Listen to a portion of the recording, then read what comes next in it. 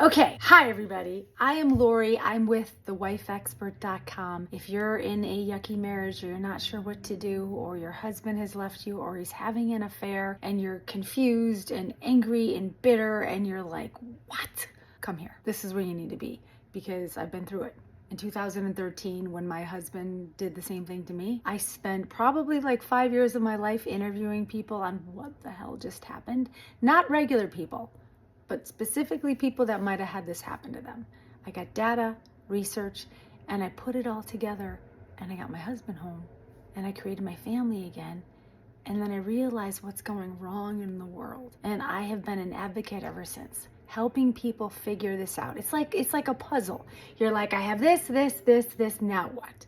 And yes, watch my videos, come on my private group, listen to my YouTube interviews, get whatever you can and use bits and pieces that work for you. Not all sizes fit the same person. So study, learn, come talk to me, join some of my groups, join my videos, get my Grateful book, which is on Amazon and down in the notes. I've got a new book coming out. It's called Fighting Fair. It should be out in the next couple months, so I'll be telling you about that.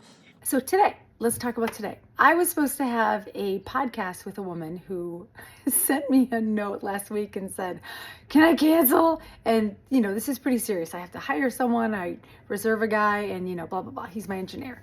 So he had time. I had time. Today just went a little bit AWOL and she couldn't come, but she wrote me a letter. And so today I'm going to read the letter that she wrote me. It's hard. It's really hard because when, your husband leaves or your wife leaves and then they come home, you don't want to share it. Like everyone's asking me, write your book, write your story so we can learn from it. And part of me is like, well, if I write my story, it's going to hurt my husband and I don't want to hurt him. So I have to be delicate about it. So I'm still waiting, but it's in there and I'm writing it. But fighting fair is different, which will be really fun, and I'll tell you about that later. So, like I said, this woman was scared to come on and show her face and talk about her husband, but it's a success story, and I love success stories. So if you know of any, please tell me. Just send them my way. Give me their phone number. Tell me who they are. I will stalk them and get their story for you. This is about you. This isn't about me. I've heard so many stories and I never kept track of them until I started doing this podcast thing or whatever this thing is called. So I could record it so you could hear about it. I've written a lot of them out and they are on my website, thewifeexpert.com. But this is a better way to actually hear their voice, hear their emotion. So I'm going to read her story and hopefully I will make it come out alive. And please, feel free to pass this to everyone you know who is in a marriage, who might be struggling, who maybe got through it, who might need a little poke so they could come on here and tell me their story. I would love that. Okay, ready? This is Josie. I'm going to put my old lady glasses on. Hello, my name is Josie. I am a 51-year-old mother of 3 girls. I met my husband as a teenager. Although he was a couple years older than me, we were in the same friend group. We started dating when I was 17. We were both working full-time at a young age and had the same desires of wanting a family, a home of our own, and financial security. We worked hard, and when I was 19, we got engaged and bought our first home only 6 months later. My, times have changed. We were always so close and very affectionate, and our goals aligned with each other, so much so that we were successful in achieving the financial security we worked so hard for. Looking back, I see things started to change when my husband lost his parents a few years ago.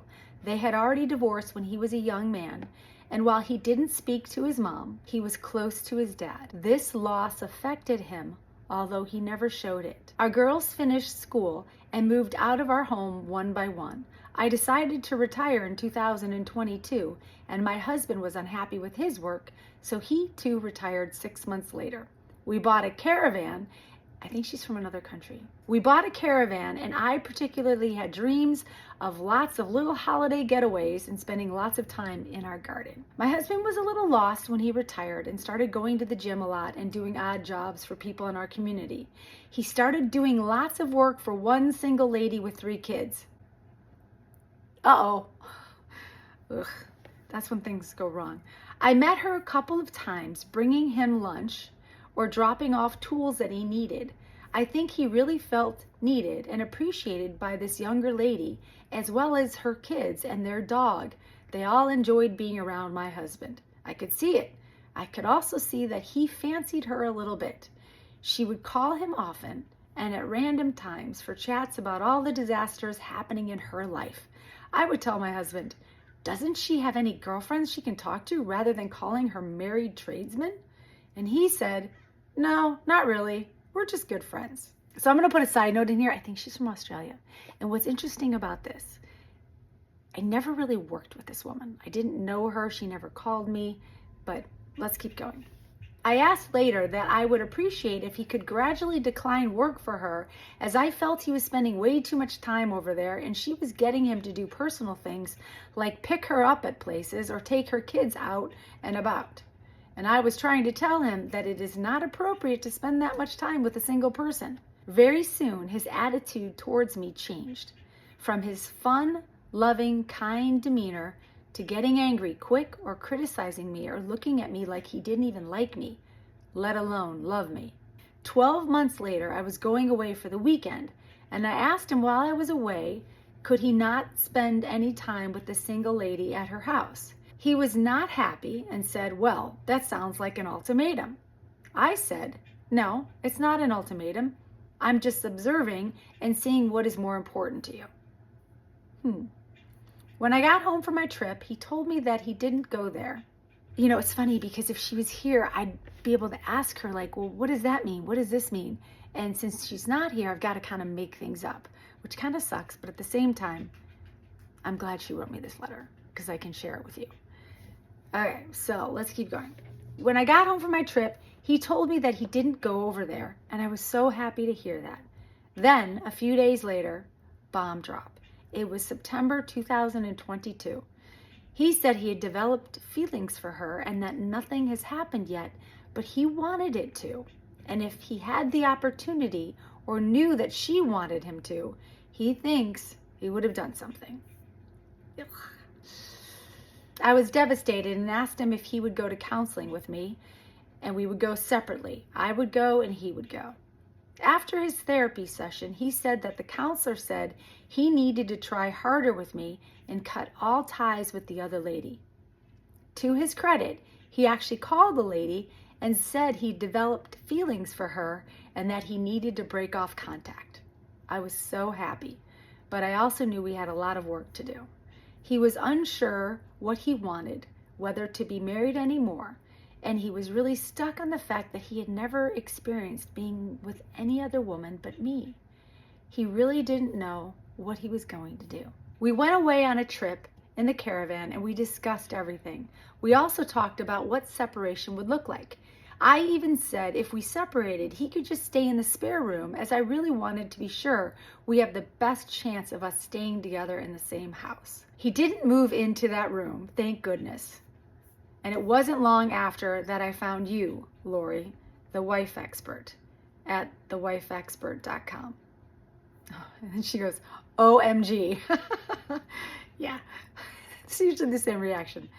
I joined your private videos and binged watched every video over and over and over, which is hilarious because this was this is COVID. I never really talked to this woman that much, but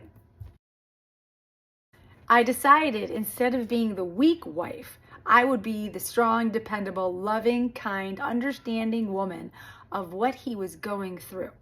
I started to compliment him, being kind and thanking him for all the little things he did for me. I stopped complaining and I decided to look good, feel good, smell good.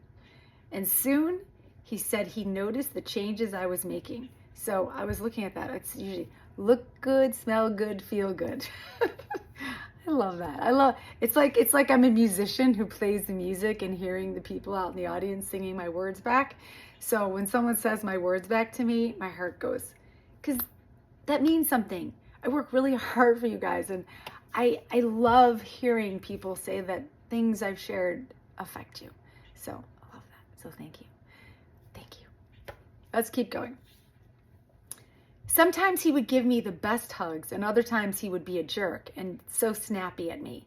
I tried not to cry in front of him, but sometimes I just couldn't help it. He would usually apologize, and I could see he hated himself for putting me through this. Yes, they usually do. I took Lori's advice, but not telling everyone about what was going on or what I was doing. It was my big secret. I only told 2 of my closest friends. Yes, I'm your biggest secret. Shh. That's why it's like when people come on my podcast, it's like, it's still a secret. Not many people watch this. It's not like there's millions of people that come here. It's a secret. And we need to keep it that way. Because if this information ever got into the hands of a horse face, I hate to think what would happen. So please be careful. Share this with the right people, okay? All right, back to her letter. I also encouraged him to talk to his best friend, and in December, he spoke with him, and his friend's advice was that lots of men go through this, and to try to focus on putting effort back into our marriage until his midlife crisis or his mental crisis passes. My husband said, I will give it until Easter to decide, as he doesn't want to keep me in limbo too long. I was really struggling, yet at the same time, I really worked on being the happy-go-lucky me that I always was before this mess even happened. I felt like I lost myself, and I felt like the lessons I was learning at this time was of patience and unconditional love. I was listening to this song, When Will You Come to Your Senses, by Vika and Linda. The words were spot on. Another song was Religiously by Bailey Zimmerman. I would play these sometimes when he was around. Not sure if he listened to the words or not, but I knew I was planting seeds.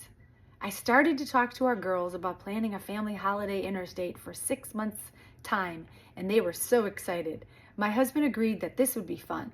I was so overjoyed at this moment. It was past his Easter deadline, and he was willing to go. So I was feeling hopeful and put a lot of emphasis on our family.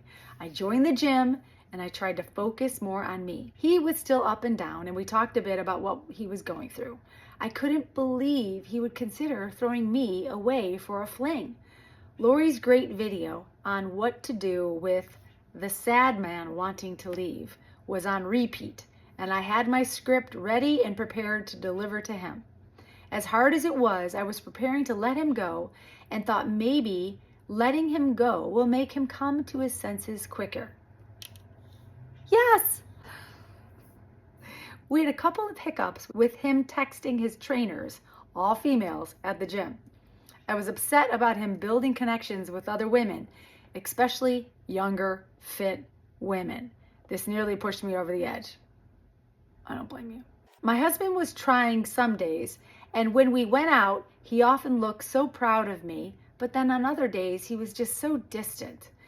Sometimes in bed, I would put one hand on my heart and the other hand on him to try to telepathically send him my love. That works. That really works. Pray over him with your hands like this. That works. She said that often works, and he would turn over and cuddle me, and it would make me smile at my secret abilities. Nice. I was sending him memes and quotes, which is not what Lori wants us to do, and she's right. Because he would tell me as much as he understands I'm sharing my feelings, he thinks they're annoying. Don't send memes. Don't send him anything. Don't do that. That's funny. I told her what to do, and she didn't listen, and her husband said no. See? You don't think I know, but I know. He said he was really trying to be content and happy with what he has. Everything I was doing was from a place of love, and I made a pact with myself to always live completely in love in all aspects of my life. Then, in February 2023, he went and spoke to his friend again. When his friend asked him how things were going with me, he told him he believed he was through MLC and was committed to me. And that's exactly how he told me. I was so relieved, but I had to try to manage my expectations because there was no big apology. No, you are amazing for putting up with me. No, I am sorry. Nothing. He didn't tell me anything that made me feel confident that things were over. I was hoping that this would come in time. And so it was only 5 months from bomb drop to recommitting. Okay, that's really fast. That's really fast. So I don't know the end of the story because I don't talk to her that much, so I'm going to keep going.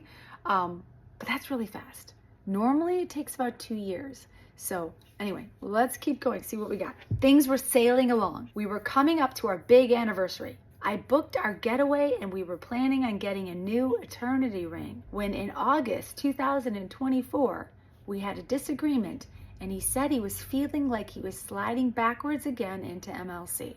He said, I just feel like having an affair and getting over it will make me feel better. I said, well, then I guess you won't have me. I was devastated. We watched a YouTube together from this place called The Marriage Helper. It was on love and limerence. He said it was really good for him, and the comments were good, especially because they all said being in limerence was horrible, and they all regretted not focusing on their marriages instead. We agreed to a holistic counselor together. We went twice, and he was really good. The counselor asked my husband if there was anything I could do, the wife, to help him through the relationship. And he said, nope, it's all me. And that I was, me, the wife, was a caring, kind, loving wife. He, all by himself, just couldn't shake his desires and wants for other women. In counseling, I said, you have every right to talk, build relationships with whoever you want. However, I feel really sad and betrayed when you do this in front of me, and I'm scared we will lose everything that we've built together. The counselor asked me what is my time frame, and he suggested that I give it only a month. My husband looked horrified that I could have such a short time frame. I said, I'll give it to the end of the year.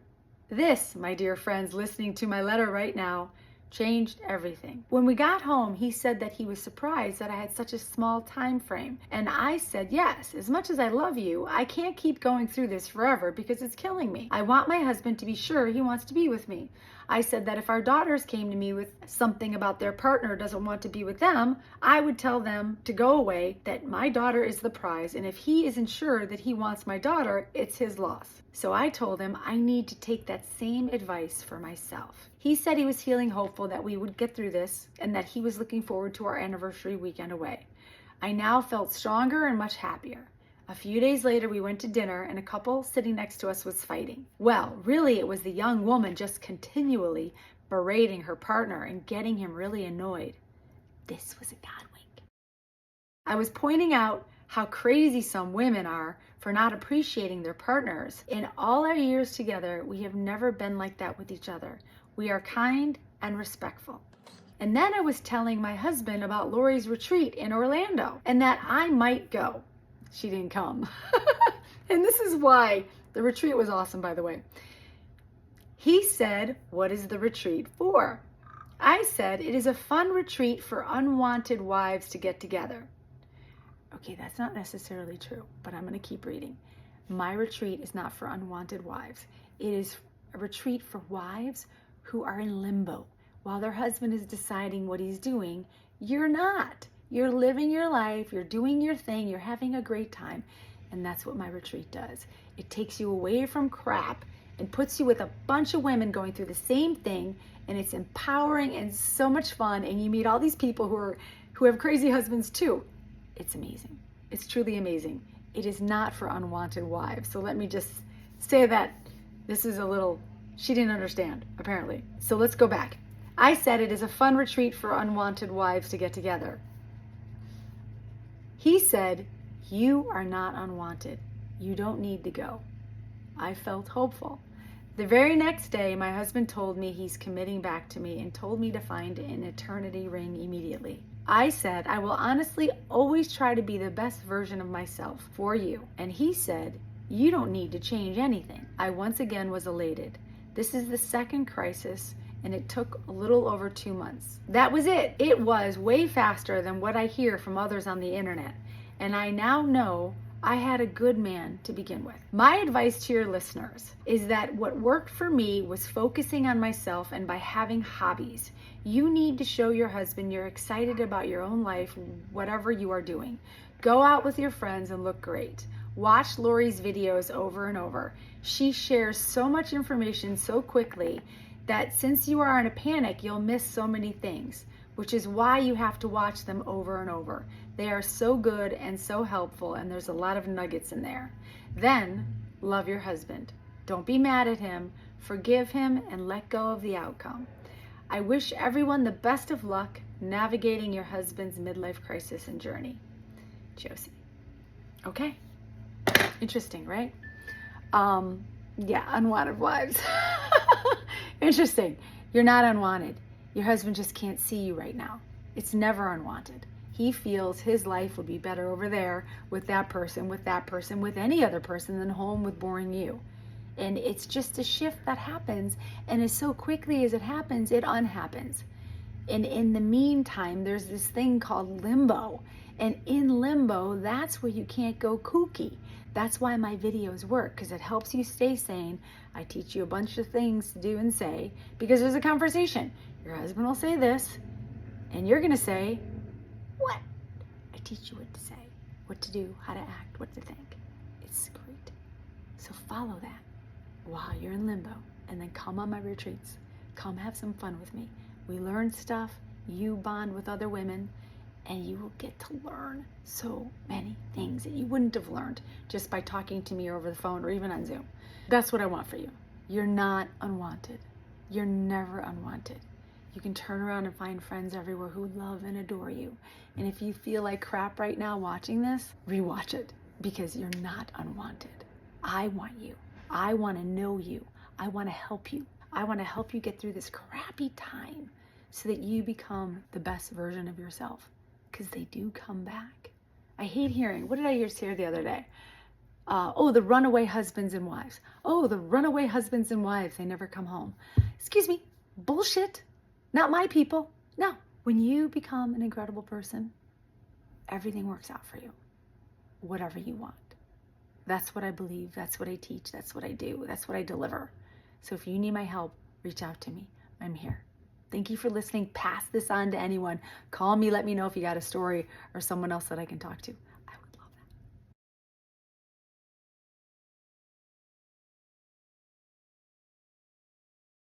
The picture of the last group that I went away with, gorgeous women, stunning.